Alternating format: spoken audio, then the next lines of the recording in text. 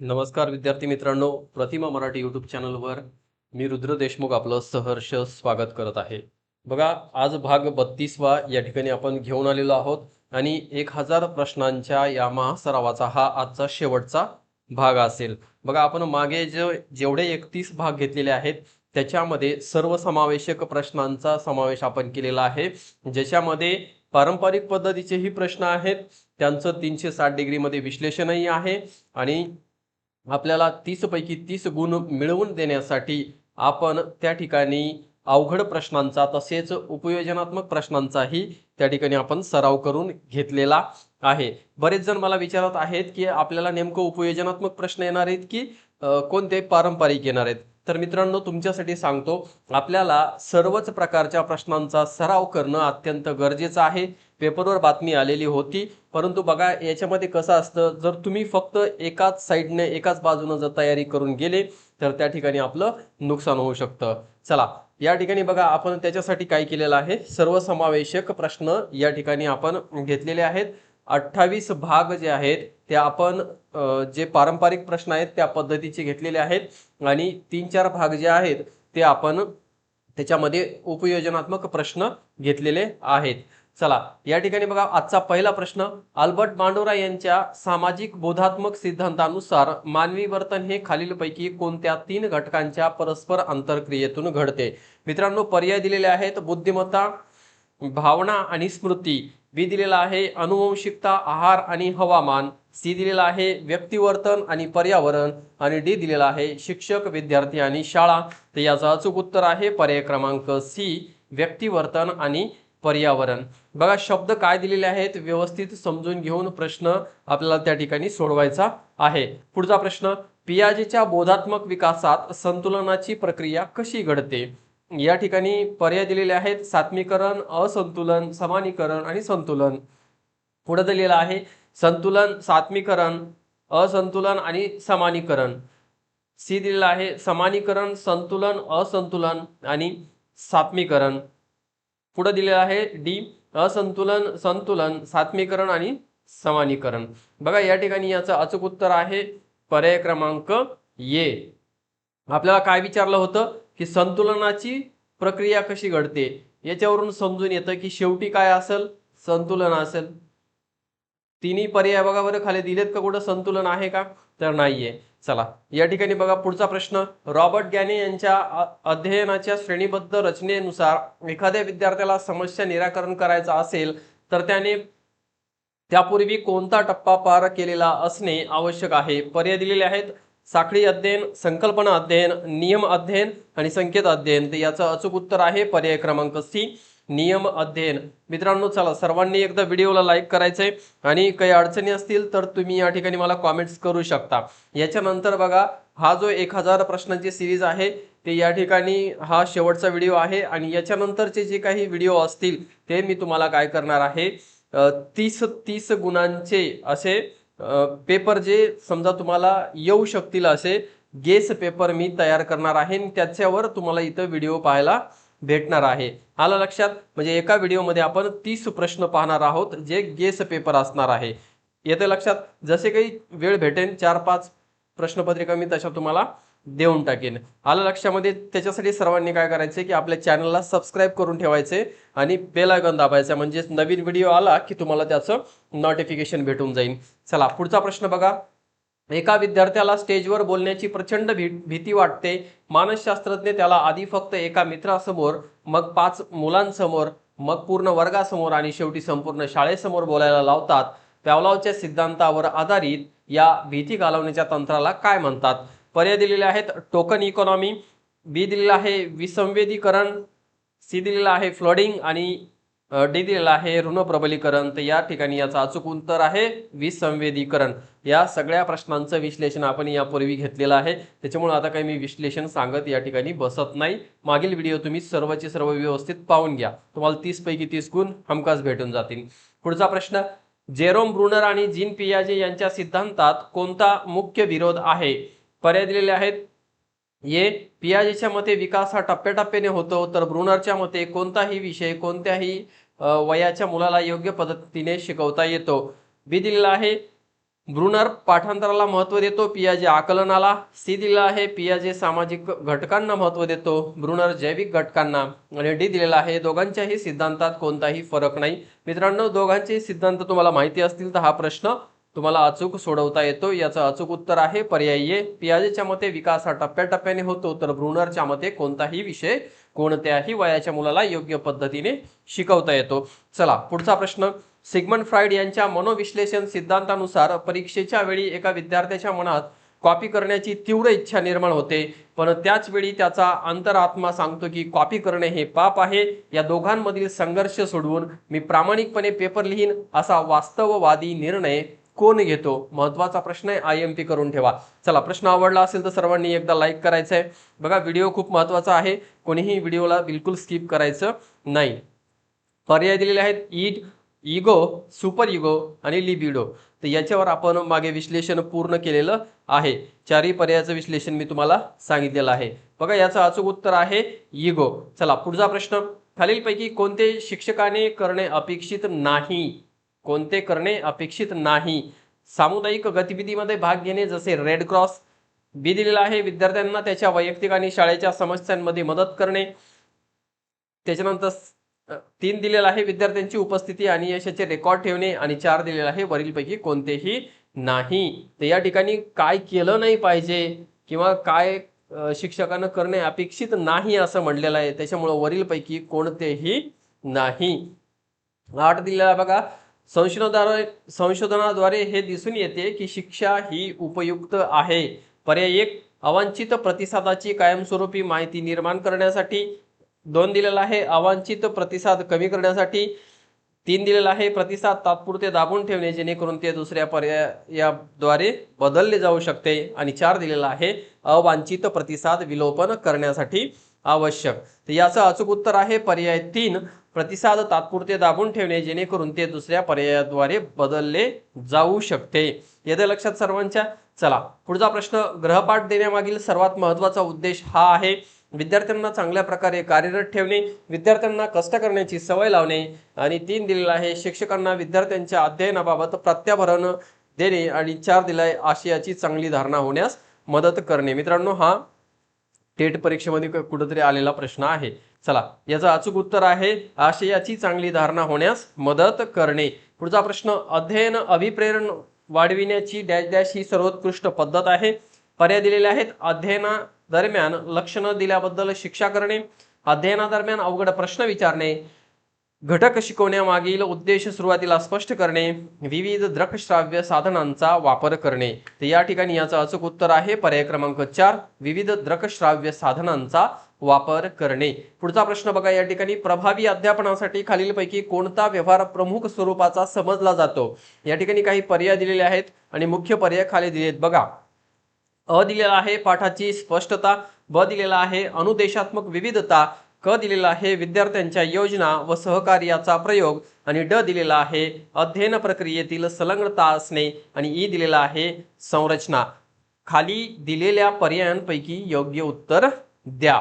बघा, या ठिकाणी आपल्याला हे पूर्ण कन्सेप्ट माहित असेल तर अशा प्रकारच्या प्रश्नांची उकल आपल्याला करता येते. या ठिकाणी याचं अचूक उत्तर आहे पर्याय 1 फक्त अ, ब आणि ड. अ, ब आणि ड. येते लक्षात? चला पुढचा प्रश्न. उत्तम शिक्षणासाठी काय अपेक्षित आहे? हे दिलेलं आहे निदान, बी निर्देश, सी उपचार, डी प्रतिक्रिया.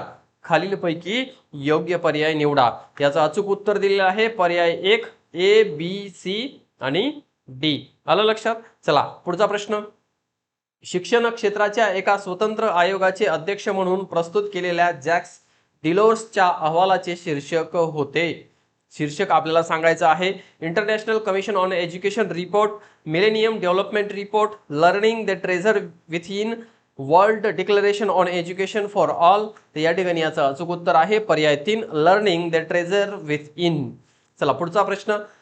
वर्ग अध्यापनासाठी माहिती संप्रेषणाच्या वापराचे मुख्य उद्दिष्टे आहे वर्गातील सूचना रुचिपूर्ण बनविणे, वर्गातील विद्यार्थ्याचे लक्ष वळविणे, वर्गातील विद्यार्थ्यांना व्यस्त ठेवणे. आणि चौथा पर्याय दिलेला आहे अध्यापनाची अध्ययन निष्पत्ती सर्वोत्कृष्ट करणे. तर या ठिकाणी याचं अचूक उत्तर आहे पर्याय 2 वर्गातील विद्यार्थ्याचे लक्ष वळविणे. चला पुढचा प्रश्न. खालीलपैकी कोणते विधान बहुपर्यायी प्रकारच्या प्रश्नासंदर्भात योग्य आहे? पर्याय दिले आहेत. हे प्रश्न चूक की बरोबर अशा प्रश्नांच्या तुलनेत अधिक वस्तुनिष्ठ असतात. 2 दिलेला आहे. हे निबंध लेखनाच्या प्रश्नांच्या तुलनेत कमी वस्तुनिष्ठ असतात. आणि 3 दिलेला आहे. ते लघुत्तरी प्रश्नांच्या तुलनेत अधिक व्यक्तिनिष्ठ असतात. आणि 4 दिलेला आहे. ते चूक की बरोबर अशा प्रश्नांच्या तुलनेत अधिक व्यक्तिनिष्ठ असतात.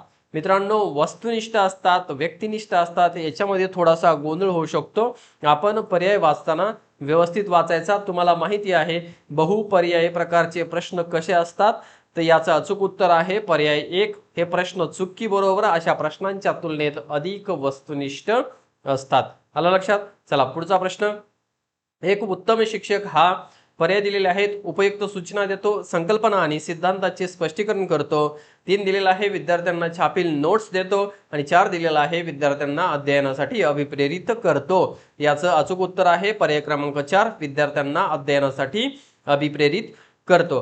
पुढचा प्रश्न. खालीलपैकी कोणत्या मार्गामध्ये प्रभावाची दिशा ही एकतर्फी असते? पर्याय दिलेले आहेत. समुपदेशन, मार्गदर्शन, शिक्षण आणि अध्ययन एकतर्फी दिशा असते असं म्हटलेलं आहे. बघा पुढचा याचा अचूक उत्तर आहे पर्याय 4. अध्ययन. पुढचा प्रश्न. संपादनात्मक चाचणी साध्यतेचे परीक्षण हे केले जाते च्या हेतूने, म्हणजे कशाच्या हेतूने सांगायचं आपल्याला. अभ्यासक्रम तयार करण्यासाठी, एखाद्या अभ्यासक्रमासाठी विद्यार्थ्यांची निवड करण्याच्या, अध्ययन करणाऱ्यांच्या दुर्बल व सक्षम घटकांची ओळख करण्यास, आणि अध्ययनानंतर अध्ययन किती झाले हे तपासण्याच्या. तर या ठिकाणी याचं अचूक उत्तर आहे पर्याय क्रमांक 4. अध्यापनानंतर अध्ययन किती झाले हे तपासण्याच्या. चला पुढचा प्रश्न. प्रभावी अध्ययन अध्यापन पद्धतीचा अभिकल्पामध्ये सहाय्यभूत ठरणारी विद्यार्थ्यांची वैशिष्ट्ये कोणती? खाली दिलेल्या पर्यायांपैकी योग्य पर्याय निवडा. बघा, विषयाबाबतीत विद्यार्थ्यांचा पूर्वानुभव, विद्यार्थ्यांच्या परिवार व मित्रांमधील आंतरवैयक्तिक संबंध, विषयासंदर्भात विद्यार्थ्यांची क्षमता, निर्धारित भाषिक पार्श्वभूमी, निर्धारित गणवेशामध्ये विद्यार्थ्यांची रुची, आणि विद्यार्थ्यांमधील प्रेरणात्मक अभिमुखता. तर याचं अचूक उत्तर आहे या ठिकाणी पर्याय 2. 1, 3, 4 आणि 6. 1, 3, 4 आणि 6 हे या ठिकाणी काय आहे? वैशिष्ट्य आहेत. चला पुढचा प्रश्न. अध्यापनास सहाय्यक साधनांच्या बाबतीत कोणते विधान बरोबर आहे? पर्याय दिलेले आहेत. ही संकल्पना अधिक काळापर्यंत लक्षात ठेवण्यास मदत करतात. ही विद्यार्थ्यांना अधिक चांगल्या प्रकारे अध्ययनास मदत करतात. आणि सी दिलेला आहे. ही अध्ययन प्रक्रियेस अधिक रोचक बनवतात. आणि डी दिलेला आहे. ही घोकंपट्टी करून अध्ययनास प्रोत्साहन देतात.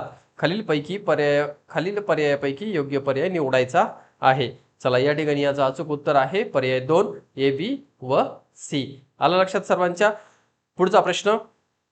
निदानात्मक मूल्यमापन डॅश डॅश अभिनिश्चित करते. पर्याय 1. सूचना देण्यापूर्वी विद्यार्थ्याचे कार्य निष्पादन. 2. सूचना काळात त्यांची प्रगती व अपयश. 3. सूचना दिल्यानंतरची त्यांच्या उपलब्धीची स्थिती. आणि 4. सूचना काळात त्यांच्या सतत येणाऱ्या समस्येचे कारण व निदान. तर या ठिकाणी याचं अचूक उत्तर आहे पर्याय क्रमांक 4. सूचना काळात त्यांच्या सतत येणाऱ्या समस्येचे कारण व निदान. चला पुढचा प्रश्न. मूल्यांकनाच्या अशा पद्धतीला ओळखा जी विद्यार्थ्याच्या शिक्षण काळातील त्याच्या अध्ययनाची प्रगती तपासण्यासाठी निरंतर प्रतिसाद देते, म्हणजेच फीडबॅक. स्थानन, निदानी, रचनात्मक आणि संकल्पनात्मक. तर या ठिकाणी याचं अचूक उत्तर आहे रचनात्मक. पुढचा प्रश्न बघा. संकलन परीक्षणाच्या आधारे एका शिक्षकाने विद्यार्थ्याच्या वर्तनातील दिसत असलेल्या जीवनशैलीच्या स्वरूपात संपादनूक व्याख्यायित केली. बघा पर्याय दिले. निर्माणात्मक परीक्षण, सातत्यपूर्ण व परिपूर्ण, मानक संदर्भात परीक्षण, निकष संदर्भात परीक्षण. याचं अचूक उत्तर आहे पर्याय 4. निकष संदर्भात परीक्षण. पुढचा प्रश्न. प्रभावी अध्यापनात मुख्य वर्तन कोणते आहे? विद्यार्थ्याच्या कल्पना व सहभागाचा उपयोग करणे. 2 दिलेला आहे संरचना. 3 दिलेला आहे सूचना देण्यातील विविधता. आणि 4 दिलेला आहे प्रश्न विचारणे. तर या ठिकाणी याचं अचूक उत्तर आहे पर्याय 3. सूचना देण्यातील विविधता. पुढचा प्रश्न बघा. खालीलपैकी कोणते अभिप्रेरित शिक्षणाचे संकेत मानले जातात? पर्याय 1 दिलेला आहे. विद्यार्थी अध्यापकांना प्रश्न विचारतात. 2 दिलेला आहे. विद्यार्थ्यांची उपस्थित जास्तीत जास्त असणे. आणि 3 दिलेला आहे. वर्गात संपूर्ण शांतता असणे. 4 दिलेला आहे. विद्यार्थी आपल्या वह्यामध्ये नोट्स घेतात. या ठिकाणी याचं अचूक उत्तर आहे पर्याय क्रमांक 1 येत्या लक्षात सर्वांच्या. चला सर्वांनी व्हिडिओला लाईक करायचं आहे, कॉमेंट करायची आहे. पुढचा प्रश्न, जेव्हा शिक्षक वर्गामध्ये दृकश्राव्य ध्वनिफीत किंवा पॉवर पॉइंट सादरीकरण वापरतात तेव्हा त्या संज्ञापनाचे सर्वाधिक यथार्थ वर्णन पुढीलपैकी कशाने करता येईल? पर्याय दिलेले आहेत: जनसंज्ञापन, तंत्रज्ञानात्मक संज्ञापन, दृक संज्ञापन आणि माध्यमबद्ध गट संज्ञापन. तर याचं अचूक उत्तर आहे पर्याय 4 माध्यमबद्ध गट संज्ञापन. चला पुढचा प्रश्न, मास्लोच्या पदानुक्रमामध्ये खालीलपैकी कोणत्या गरजा उच्च अध्ययन प्रक्रियेशी निगडीत आहेत? पर्याय दिलेले आहेत बघा. ए शरीर क्रियात्मक गरजा, बी सुरक्षात्मक गरजा, सी सामाजिक गरजा, डी आत्मसन्मानाच्या गरजा आणि ई आत्मसिद्धीच्या गरजा. खाली विचारलंय की खालील दिलेल्या पर्यायापैकी योग्य उत्तर निवडा. याचं अचूक उत्तर आहे पर्याय 4 फक्त डी आणि ई. येत्या लक्षात सर्वांच्या. चला पुढचा प्रश्न, पियाजे यांच्या मते मूर्त क्रियात्मक अवस्थामध्ये कोणती क्षमता विकसित होते? पर्याय दिलेले आहेत: 1 अमूर्त विचार करण्याची क्षमता, 2 तार्किक विचार आणि वर्गीकरण, 3 अहंकेंद्रित विचार आणि 4 प्रतिकात्मक विचार. या ठिकाणी याचं अचूक उत्तर आहे पर्याय क्रमांक 2 तार्किक विचार आणि वर्गीकरण.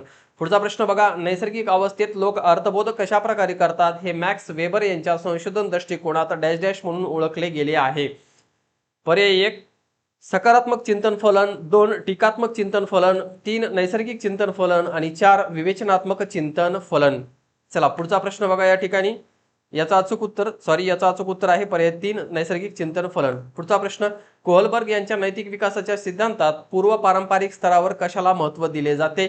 सामाजिक नियम, शिक्षा आणि आज्ञापालन, वैयक्तिक मूल्य आणि लोकशाही हक्क. तर या ठिकाणी याचं अचूक उत्तर आहे पर्याय क्रमांक 2 शिक्षा आणि आज्ञापालन. चला या ठिकाणी आजच्या या भागातले हे 30 प्रश्न महत्त्वाचे संपलेले आहेत. आपण सर्वांनी व्हिडिओला लाईक करायचं आहे आणि आपल्या लाडक्या प्रतिमा मराठी यूट्यूब चॅनलला सबस्क्राईब करून ठेवायचं आहे, कारण आपण तुम्हाला पुढे गेस पेपर या ठिकाणी उपलब्ध करून देणार आहोत. याच चॅनलवर आपण तिथं विश्लेषण देखील त्या गेस पेपरचं घेणार आहोत. येतं लक्षात सर्वांच्या. चला सर्वांनी अभ्यास करत राहा, स्वतःवर आत्मविश्वास ठेवा आणि इतर कुठल्याही गोष्टीकडे न लक्ष देता आत्मविश्वासाने अभ्यास करत राहा. चला थांबू या ठिकाणी, भेटू असंच नवीन व्हिडिओमध्ये. तोपर्यंत धन्यवाद.